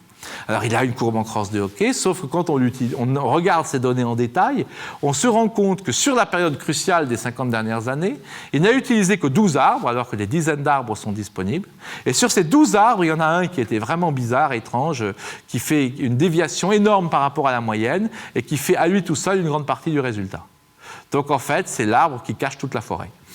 ou l'arbre qui cache le non-réchauffement climatique, puisque si vous enlevez cet arbre, eh bien, les données de Yamal en Sibérie ne montrent pas de période particulière ni de courbe en crosse de Hawkey. Donc vous voyez comment les choses sont faites, c'est quand même important de savoir, et tout ça, c'est évidemment des infos, comme je vous disais, que nous n'avons pas et qu'il faut creuser pour trouver. Alors maintenant, le point important, c'est l'avenir. Qu'est-ce qui nous attend ? Je ne vous ai surtout pas dit que le GIEC avait définitivement tort. J'ai dit qu'il y avait plein de magouilles, et on verra, ce n'est pas fini dans les deux sens. Mais je vous dis qu'il y a d'autres théories alternatives. Celle-ci a été faite par un Japonais qui dirige l'Institut de recherche sur l'Arctique en Alaska. Et voilà son idée. Il dit en gros, regardez, ici il y avait le petit âge glaciaire, 1800. Il faisait très froid. Bon, on sort d'un petit âge glaciaire. Donc on a une tendance naturelle au réchauffement sur le long terme, tout simplement parce qu'on sort du petit âge glaciaire. Et puis autour de cette tendance naturelle au réchauffement sur le long terme que l'on voit par la droite en pointillé, vous avez des fluctuations chaotiques qui sont dues à toute une série de phénomènes comme le El Niño et El Niña, qui sont des phénomènes d'oscillation apériodiques parce qu'on ne sait pas exactement les prévoir du Pacifique. Le El Niña, c'est l'événement froid, le El Niño, c'est l'événement chaud, réchauffement, refroidissement. Vous avez la même chose qu'on appelle l'oscillation nord-atlantique, qui est l'équivalent du El Niño, El Niña pour l'Atlantique. Vous avez des éruptions de volcans, vous avez plein de phénomènes, vous avez des phénomènes évidemment des taches solaires, des cycles du soleil. Tous ces phénomènes se combinent pour faire des cycles un peu chaotiques. Certains sont froids, plus froids que la tendance générale à la hausse, d'autres sont plus chauds. Et il dit, regardez, voilà le XXe siècle, regardez ce qu'on est. On est en 1900, bon, vous avez eu en 1900 ici une hausse très forte, elle part d'une période froide qui était là, 1900 on est là. Vous avez eu la hausse très forte de 1900 à 1940, 1940-1980 vous avez la baisse. Je vous l'ai montré tout à l'heure, rappelez-vous, hein, c'est les fameuses données du GIEC, la courbe que personne n'a jamais vue, ni Sarkozy ni Obama avant d'aller à Copenhague. C'est cette courbe-là, mais mise autrement, vous voyez. Elle est simplement remise en biais sur la droite qui monte. Et là, vous avez donc 1900-1940, 1940-1980, et ça, tout ce qui a expliqué, tout ce qui panique toute la planète, tout ce qui a fait Copenhague et tout le réchauffement climatique, c'est juste le trait rouge en gras qui part de 1980 et qui arrive en 2000. Et nous sommes maintenant en 2010, nous sommes exactement là où il y a le point rouge avec la flèche verte. Donc, dit ce scientifique-là, donc, qui s'appelle Akazofu, non complexe à retenir, mais bon, Akazofu, donc japonais, nous dit, en fait, c'est une hypothèse, c'est que c'est simplement des oscillations aléatoires autour d'une tendance naturelle au réchauffement de 0,8 degrés par siècle, On retrouve nos 0,8 degrés par siècle. Et donc, Akazofu prédit un refroidissement de la température d'ici 2020. Et si vous cherchez Vincent Courtillot dans le Figaro, s'inspirant des théories d'Akazofu, Vincent Courtillot, qui est l'une des personnes les plus raisonnables dans les anti-réchauffement climatique, plus raisonnable que Allègre en tout cas, eh bien, il a publié récemment dans le Figaro un article qui s'appelle « Vers un réchauffement climatique », un refroidissement climatique, point d'interrogation, article que vous pouvez certainement trouver sur Internet. Et donc l'idée, c'est qu'aujourd'hui, évidemment, on est là où il y a la flèche verte, on est plus près d'ici que des prédictions du GIEC. Rappelez-vous les prédictions du GIEC, vous vous rappelez, je vous ai montré tout à l'heure les prédictions du GIEC en 2001. Hein. En 2001, les prédictions du GIEC, c'était le truc qui montait, comme je vous l'ai montré tout à l'heure, qui montait tout droit, c'est-à-dire qui montait comme ça. Et la science, ça consiste à faire des prédictions. Donc, effectivement, dans 5 ans, dans 10 ans ou plus tard, on saura qui a raison. Parce que soit c'est reparti comme ça, ici, la courbe, on est ici actuellement, mais elle va rejoindre la courbe là et monter par là, soit elle va stagner ou elle va légèrement baisser ou elle va continuer comme ça. Et là, l'écart entre les prédictions et la réalité va devenir énorme et c'est enterré pour la thèse du réchauffement climatique d'origine humaine. Mais je vous ai bien dit qu'on ne pouvait pas le dire aujourd'hui, il faut être honnête, et je ne le dis pas. Je dis simplement, attention, regardez la vraie situation, c'est très très très différent de ce que la plupart des médias vous ont dit, et surtout vous avez des théories alternatives comme celle-ci qui vous montrent bien que en fait, le phénomène pourrait être parfaitement naturel. Dernier point à retenir, pour bien comprendre cette histoire de réchauffement climatique, hein, dernier point à retenir, mais très important également, c'est le point que, effectivement, dans le passé, il y a eu beaucoup plus de gaz carbonique que maintenant. On vous dit que le gaz carbonique, c'est un gaz à effet de serre. Donc, s'il y a plus de gaz, ça augmente la température. Je vous ai montré que ce n'est pas évident. Pourquoi ? Ben parce que la concentration actuelle, c'est 380 ppm. Alors, ppm, c'est quoi ? On ne sait pas. Hein. On nous donne comme ça. En fait, c'est des parties par million. Des parties par million, ça veut dire que, en fait, c'est 380 ppm, c'est 0,00338%. Donc là, le gaz carbonique est monté dans l'atmosphère, oui, il est monté de 0,0030% à 0,0038%. Bah oui. Présenté comme ça fait un petit peu moins peur que si on vous dit que c'est monté de 300 à 380 ppm. Et curieusement, personne ne présente jamais le résultat en pourcentage, mais en partie par million, donné, et encore on écrit ppm, ce qui fait que la totalité des gens qui lisent ça ne savent pas ce que c'est qu'un ppm, évidemment. Hein. Donc, évidemment, là aussi, vous voyez bien l'option des informations, comment elle se produit. Alors, évidemment, le gaz carbonique fait un gaz à effet de serre. Si vous allez sur Vénus, il y a un effet de serre maximum sur Vénus. Vous savez combien il y a de gaz carbonique sur Vénus ? 96% de l'atmosphère est en gaz carbonique. Il ne faut pas s'étonner qu'il fasse 400 degrés à la température au sol de Vénus.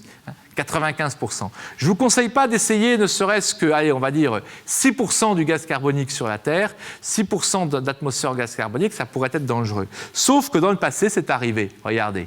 Ça, c'est 500 millions d'années. Alors évidemment, il y a une énorme, regardez, l'incertitude. Le jaune, là, c'est l'incertitude, vous voyez ? Alors il y a une énorme incertitude. C'est-à-dire qu'en fait, pour savoir, il y a 500 millions d'années, s'il y avait une concentration de 3000 ppm, ce qui ferait en fait du 3%, ou du 6000 ppm, hein, du 6%, bon, ben, là, il y a vraiment une grosse incertitude, vous voyez, on ne sait pas. Mais ce qui est sûr, c'est qu'aujourd'hui, nous sommes là. Nous sommes, comme je vous l'ai dit, à 380. On est passé de 300 à 380. Et vous voyez que dans le passé, il y en a eu beaucoup plus. Alors vous me direz, oui, la situation était différente. Évidemment, on ne peut pas comparer. Les pro-réchauffistes vous le diront. Et ils ont raison. Sauf que quand même, il y a à peu près 30 millions d'années, quand on était en pleine période de début de refroidissement des pôles, eh ben, on avait 2 fois plus de gaz carbonique sur Terre. On avait à peu près 760 ppm. Donc la vraie question, c'est de savoir à quelle dose de ces fameux ppm le gaz carbonique déclenche un réchauffement climatique. Est-ce que c'est à 1000 ? Est-ce que c'est à 700 ? Est-ce que c'est à 500 ? En tout cas, ce n'est pas du tout sûr que ce soit à 380, ni même à 400, ni même à 500, parce que nous avons évidemment, les situations sont différentes, mais nous avons les enregistrements du passé. Donc évidemment, il faut être prudent, mais il est tout à fait possible. Alors je ne vous conseille pas d'essayer 6000 ppm, parce que je ne vous conseille pas d'essayer ça, mais par contre, il est possible que le doublement du gaz carbonique dans l'atmosphère n'ait simplement aucun impact, parce qu'aujourd'hui, nous sommes historiquement au taux minimum, nous sommes partis d'un des taux minimums, le dernier million d'années était un des taux minimums minimum historique de la présence du gaz carbonique dans notre atmosphère. C'est aussi une info qu'on ne donne jamais. On parle toujours du gaz carbonique sur le dernier million d'années, parce que sur le dernier million d'années, il était de 300 ppm avec quelques variations. Et donc on peut dire il est de 380, c'est du jamais vu depuis 1 million d'années. Parfaitement exact, sauf que, comme je viens de vous le montrer, il était 20 fois plus important dans le passé, mais ça, on ne vous le dira jamais non plus, évidemment, et c'est une genre d'info qu'on ne trouve jamais. Donc, voilà la situation.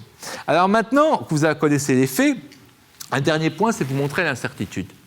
Il y a une grande incertitude sur tout ça, et c'est pour ça qu'on ne peut pas conclure, et l'incertitude, on ne nous la donne pas, mais on peut la trouver. Par exemple, ce papier publié dans Science, les grands journaux scientifiques en anglais que personne ne lit, sauf les spécialistes, au même moment où commençait la polémique sur le réchauffement climatique en janvier 2010, eh bien, elle montrait que 30% de l'augmentation de température n'était pas a priori d'origine humaine.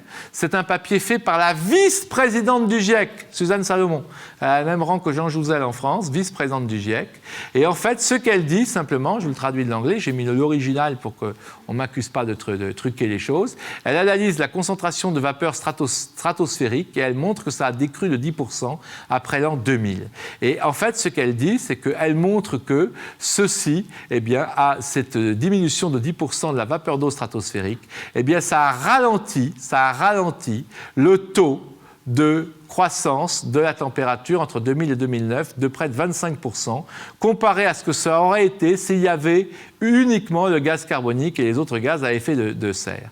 Et d'autres données plus limitées suggèrent que cette eau stratosphérique, vapeur d'eau stratosphérique, a été accrue entre 1980 et 2000, et que cela aurait provoqué une augmentation du réchauffement climatique à la surface dans les années 90 de 30% comparé à ce qui serait arrivé si on n'avait pas pris en compte l'augmentation de la vapeur d'eau stratosphérique, dont on ne sait pas encore si elle est d'origine humaine ou pas du tout. C'est un problème qu'on ne sait pas.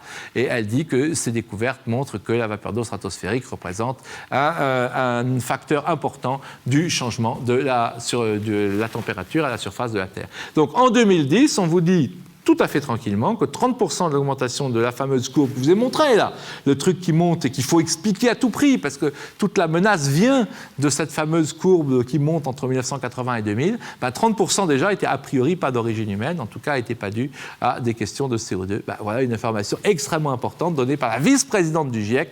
Est-ce que vous pensez qu'un seul média français l'aura répercuté? La réponse évidemment est non. Alors évidemment dans ce domaine-là, on va beaucoup plus loin, je vous ai donné les faits.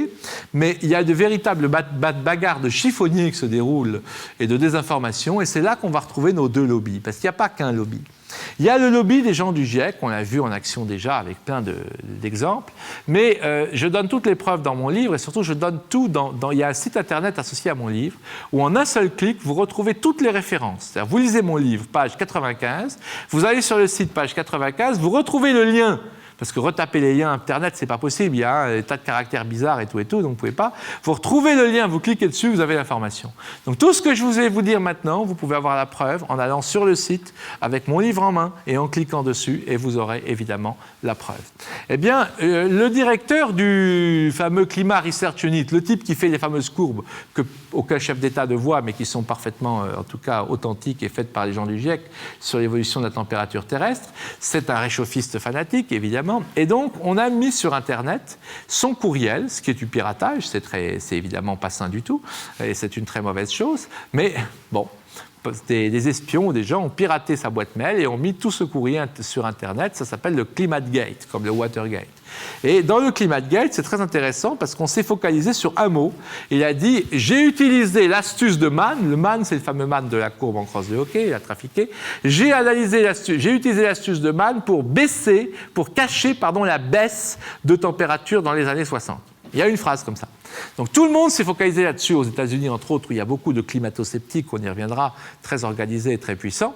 Eh bien, on s'est focalisé là-dessus, regardez, c'est des tricheurs, ils le disent, il a utilisé une astuce pour cacher la baisse, regardez. Et en fait, il n'a eu aucun problème, lui, Mann et les autres, à s'en sortir, parce qu'on a attaqué tout à fait au mauvais endroit. En fait, il avait caché quelque chose, mais c'était vraiment mineur et ça ne changeait pas fondamentalement les données que je vous ai montrées tout à l'heure. Les données qui montrent qu'il y a un refroidissement puis un réchauffement rapide. Bref. Et donc, ce que montre le ClimateGate, par contre, c'est tout à fait fascinant. C'est ce que j'ai appelé le petit précis d'obscurantisme scientifique. Comment faire justement pour cacher une vérité? Là, vous avez la preuve en direct, parce que vous avez tous les emails qui se sont échangés. Donc, première idée et premier email, c'est vous clamez haut et fort que vos opposants, ce sont des amateurs, ce sont des marginaux, parce qu'ils ne publient pas dans des revues à référer. Et les premiers qui ont découvert que la courbe en crosse de Hawkey était trafiquée, qu'elle était due à un artefact statistique. Et ils s'appellent McIntyre et Mac, c'est deux M et M. On les appelle M et M, mais ça n'a rien à voir avec les pilules, parce que c'est McIntyre et Mac quelque chose, deux Canadiens. Ils ont sorti un article qu'ils voulaient publier et les gens Jones et les autres disent, en gros, échangent des mails en disant bon, il faut absolument empêcher cet article de paraître, ça ne doit absolument pas paraître, même si je dois changer les règles de ce qu'est une publication scientifique pour que ça ne paraisse pas. C'est écrit. Ensuite, stade 2, manque de bol, l'article est pas... Stade 2, c'est donc... Stade 1, c'est de dire vos adversaires sont des amateurs. Stade 2, c'est empêcher la publication de vos adversaires dans des revues officielles en vous servant d'une position dominante. C'est ce qu'il fait donc dans un email en disant il ne faut absolument pas que ce truc soit publié. Stade 3, manque de bol, McIntyre et l'autre Mac ont publié ça dans la GRL, Geographical Review Letter, la revue la plus prestigieuse pour les sciences du climat. Et cette Geographical Review Letter donc, publie l'article. Donc évidemment, quand on est mis en cause, donc il met en cause la courbe en crosse de Hawkey, il la met en cause, les scientifiques répondent. Et là, on a l'email de Michael Mann. Il ne cherche pas à répondre, il va répondre après. C'est le débat scientifique. Mais il ne cherche pas à répondre. Il envoie un mail à Jones, le gars du Climat Research Suite en Angleterre, et il lui dit « Écoute, parce que quand on publie un article, cet article est présenté par un membre du comité éditorial de la revue. Et il dit « Écoute, voilà, cet article est présenté par monsieur Machin, j'ai l'impression qu'il est pour les climato-sceptiques, qu'est-ce qu'on peut faire? Écoute, est-ce que tu crois qu'on peut le virer? Il faudrait voir avec la direction de la Geographical Research, etc., etc. » Donc il le dit ouvertement. Et 3 mois après, la personne qui a fait publier cet article dans la revue, son mandat, qui venait à terme de membre du board, n'est pas renouvelé. Et on a un email de Michael Mann qui dit « La fuite chez la Geographical Review Letter est bouchée. » Et voilà. Et après, il dit, le même Michael Mann, toujours dans les échanges d'emails, il dit « Ah, mais on a un problème avec la revue Climate Research. La recherche sur le climat, Climate Research, est une revue moins prestigieuse que la Geographical Review Letter. Mais là, on ne peut rien faire, on ne peut pas virer le responsable de la publication des articles. Donc, c'est le stade 4. Qu'est-ce qu'on fait? Eh bien, il dit dans cet email, on devrait encourager tous nos collègues à ne plus citer les articles publiés dans cette revue, quels qu'ils soient, et à démissionner tous du comité éditorial de la revue. Or, une revue scientifique et des articles scientifiques ne valent que parce qu'ils sont cités. Ce qu'on appelle le citation index, c'est-à-dire qu'en fait, un scientifique, plus il est cité, plus il a de la valeur. C'est comme ça qu'on évalue aujourd'hui les scientifiques. Donc, ne plus citer les articles d'une revue, c'est décourager les gens, évidemment, à y publier. Et d'un autre côté, quitter le board éditorial, c'est pouvoir dire « Oui, nos adversaires ont publié dans cette revue, mais vous savez, c'est une revue complètement discréditée. » Et effectivement, la moitié des gens du board éditorial de la Climate Research ont démissionné dans la période donc, suivant ce mail. Donc voilà, le petit précis d'obscurantisme scientifique. Vous dites, c'est un plou qui ne publie pas dans une revue à référer, et vous l'empêchez de publier dans une revue à référer. Ah merde, il a publié dans une revue à référer. Qui est responsable? On vire le responsable si on a la position de pouvoir pour le faire. Ah, et cette fois-ci, on ne peut pas virer le responsable de la revue, donc on va décrédibiliser la revue. Et tout ceci s'étale absolument étape par étape dans les emails du ClimateGate. Et évidemment, en France, les Sylvestre Huet, les Foucard, tous ceux qui défendent effectivement la théorie d'un réchauffement climatique d'origine humaine, ils se focalisent tous sur la petite phrase. Cacher, une astuce pour cacher la baisse de température, en disant « Oh, on a fait tout un plat du ClimateGate, mais brave gens circuit, il n'y a rien à voir, c'est complètement rien du tout, c'était juste une façon de parler, etc., etc. » Et évidemment, tout ça, jamais ils ne vous en parleront, c'est bien le problème. Mais, ce que je n'ai pas dit, c'est qu'il y a un camp en face. J'ai cassé du sucre sur le GIEC et sur les réchauffistes depuis tout à l'heure, parce qu'ils sont très puissants en France. Mais aux États-Unis, comme tout à l'heure pour le créationnisme, vous verrez, aux États-Unis, eh bien, il y a tout un camp extrêmement puissant de gens qui, eux, sont dans le camp des climato-sceptiques et qui, eux, au contraire, en permanence, veulent dire le réchauffement climatique n'est pas du tout d'origine humaine. Et sauf que ces gens-là, J'ai pris un d'entre eux, un seul pour aller vite, s'appelle Fred Singer. Ces gens-là ont un passif assez extraordinaire. Fred Singer est un professeur d'environnement en plus, à l'Université de Virginie. Il y a très longtemps, il disait qu'il n'y a pas de données évidentes montrant que le tabac était dangereux pour la santé. Ensuite, quand on a montré que le tabac était dangereux pour la santé, il a dit le tabagisme passif. Respirer le tabac des autres n'est pas dangereux pour la santé, pour essayer de faire interdire l'interdiction du tabac dans les lieux publics, évidemment. Ensuite, le même Fred Singer a dit il n'est pas prouvé que l'amiante soit dangereux pour l'homme. Il a dit en 1991, l'année où le trou dans la couche d'ozone a été historiquement le plus fort de tous les temps, donné à l'appui. Il est scientifique des sciences du climat. Il a dit il n'est pas prouvé qu'il existe un trou dans la couche d'ozone. Quand vraiment on savait qu'il y avait un trou dans la couche d'ozone, il a dit même s'il existe un trou dans la couche d'ozone, il n'est pas prouvé qu'il soit dû au gaz CFC et aux activités humaines. En 98, vous vous rappelez ma courbe de base, la fameuse courbe que tout le monde doit avoir vue et doit avoir en tête, la courbe du climat, elle est maximum en 98-2000. Même je peux vous dire que l'année 98, si on revient à cette fameuse courbe, c'est l'année maximum, vous allez le voir sur cette courbe, c'est l'année maximum de tous les temps, c'est vraiment l'année la plus chaude de toute l'histoire de l'humanité, depuis que, évidemment, l'humanité existe. Je ne parle pas pour les températures préhistoriques. Regardez bien, l'année 98, c'est celle-là, vous la voyez ? C'est incontestable. 98, c'est là. Regardez. Bon. Eh bien, en 98, le même Fred Singer dit « Au cours des 20 dernières années, aucun réchauffement climatique de la planète n'est constatable. » Bingo. Pas mal, comme palmarès. Et le même Fred Singer dit aujourd'hui « Oui, il y a un réchauffement climatique, mais il n'est pas d'origine humaine. » Donc le drame, c'est quand vous dites « Écoutez les amis, le réchauffement climatique, il n'est pas d'origine humaine. » ou « Le réchauffement climatique, il n'est peut-être pas d'origine humaine. » Vous vous trouvez en compagnie de gens comme ça. Vous vous trouvez en compagnie de Fred Singer. Et alors évidemment, et j'ai pris un risque très important dans mon livre. Il y a un sous-chapitre qui s'appelle Fred Singer, profession menteur. Il pourrait m'attaquer en justice. Je dis, écoutez, ce type, il est payé pour mentir.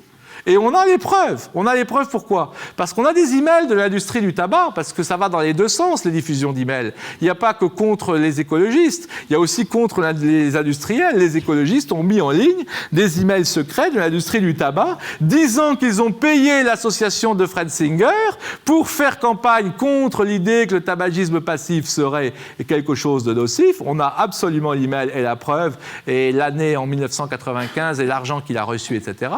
Fred Singer lui-même a dit en public en l'an 2000 qu'il n'avait pas reçu d'argent depuis 20 ans de l'industrie pétrolière, mais quelques années auparavant, il témoignait devant un grand jury et j'ai retrouvé le texte sur Internet, la photocopie de sa déposition, c'est extraordinaire Internet, et dans cette déposition, il dit quoi Fred Singer ? Il dit qu'au cours des 4 dernières années, il a reçu 12 subventions d'une association créée par l'ensemble des lobbies de l'Institut pétrolier. C'est-à-dire qu'il ment quand il dit, évidemment, qu'il n'a pas reçu de fonds depuis 20 ans de l'industrie pétrolière. Donc il a été payé par l'industrie pétrolière, il a été payé par l'industrie du tabac, il a été payé pour mentir, c'est un menteur professionnel. Et bien voilà le genre de gars avec qui on est obligé de se retrouver quand on dit le réchauffement climatique n'est pas d'origine humaine. Donc vous comprenez le problème. Alors je ne parle pas du problème de Claude Allègre qui a de grandes qualités parce que sans lui le problème n'aurait pas émergé en France, mais qui a de grands défauts. Il a publié un livre avec des courbes qui sont hallucinantes, qui sont toutes fausses, alors que s'il avait simplement mis les courbes que je viens de vous montrer, qui étaient disponibles, là, s'il avait simplement mis ces courbes-là, tout le problème était clair. Et il a mis des courbes dessinées sur un bout de table, je ne sais pas comment, mais qui sont complètement fausses. Il s'est fait massacrer par tout le monde. Il y a d'autres choses fausses dans son livre. J'analyse tout ça dans le mien. Je suis implacable, y compris avec les deux camps, donc j'analyse cela. Mais effectivement, le problème... Il cite même Fred Singer. Alors ça, c'est le total. Je lui ai dit, c'est comme si moi, pour critiquer Darwin, je citais un créationniste américain. C'est le même type d'erreur. Il cite même Fred Singer en donnant une référence à Fred Singer. Bon, voilà. Donc voilà. Donc, si vous voulez, le problème, il est là. C'est que la situation, on est pris en otage entre d'un côté les gens du GIEC et d'un côté les gens de la grande industrie qui effectivement sont prêts à toutes les désinformations pour dire que le réchauffement climatique n'est pas d'origine humaine. Et évidemment, quand vous dites que le réchauffement climatique n'est pas d'origine humaine, on vous dit tout de suite qui vous a payé pour dire ça, évidemment. Voilà la situation donc dans le domaine des sciences du climat. Alors beaucoup plus rapidement, on va maintenant parcourir le domaine des OGM et des vaccins. Ces domaines sont bien connus, je pense, ici aussi. Donc j'en dirai pas beaucoup, mais je dirais simplement, c'est la répétition du schéma, c'est la même chose. C'est Monsanto et José Bové qui vont remplacer ici Areva et les Verts, sortir du nucléaire, et qui vont remplacer les climato-sceptiques et les réchauffistes. C'est exactement la même chose. Donc le problème, si vous voulez, crucial aujourd'hui des OGM, ce qu'il faut savoir sur un OGM, c'est qu'en fait, je disais en plaisantant, muté, il en restera toujours quelque chose. En fait, figurez-vous, on ne sait pas fondamentalement ce qu'on fait quand on fait un OGM. On ne sait pas exactement ce qu'on fait. Ça, c'est lié à mon autre ouvrage qui s'appelle « Au-delà de Darwin pour une nouvelle vision de la vie ». En fait, on n'a pas dans les sciences de la vie la même connaissance qu'on a dans les sciences mécaniques. Quand on modifie le réacteur d'un avion, aujourd'hui, on sait au poil près, comment le vol de l'avion va changer. Quand on modifie l'incidence d'une aile de l'avion, on sait exactement ce qui va se produire. Aujourd'hui, quand on fait des OGM, en fait, essentiellement, on balance des gènes dans l'ADN avec un canon à gènes, le mot était très explicite, on balance des gènes et on regarde ce qui sort. On prend un gène, par exemple, de tomate, on le balance dans un concombre, on voit si le concombre devient rouge. Si le concombre devient rouge, on se dit « Ah, on a réussi à foutre le gène au bon endroit ». Bon, je simplifie évidemment, mais on n'a pas une véritable contrôle, connaissance de ce qu'on fait. On balance des trucs, on voit ce qui se passe.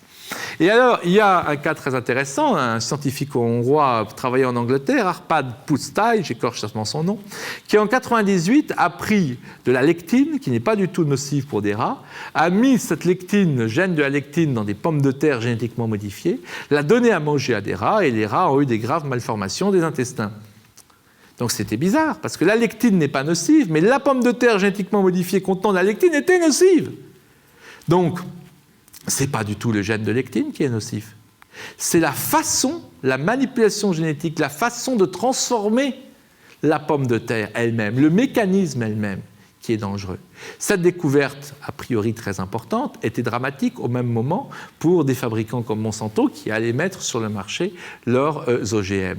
Et donc, Pusztai est passé à la télévision britannique, il a dit cela, il a eu une phrase un peu malheureuse, il a dit « J'aimerais pas quand même qu'on prenne nos concitoyens britanniques pour des cobayes ». C'était un grand scientifique, un des meilleurs dans son domaine, il était favorable aux OGM, il faut le savoir, ce n'était pas un militant écologiste. Il fait cette découverte, le lendemain, il est viré. Toute son équipe est virée, lui-même est viré, et on dit une chose hallucinante, c'est ce qu'on dit en général quand on panique, on voit très bien, on dit « Ah mais vous savez, c'est une erreur, il s'est trompé de pommes de terre ». Il n'avait pas pris les bonnes, il a pris des pommes de terre toxiques. Bon, évidemment, un scientifique de ce niveau n'a jamais fait cette erreur. Il a fait rectifier ça. Ça a été dit par des commissions d'enquête qu'il ne s'était pas trompé de pommes de terre, mais personne n'a publié la rectification. Dans mon livre, je donne toutes les enquêtes de journalistes britanniques qui ont montré qu'à l'époque, donc, les Américains, l'ambassade américaine a téléphoné directement au Premier ministre britannique en urgence pour dire « virez ce type dans les 24 heures ».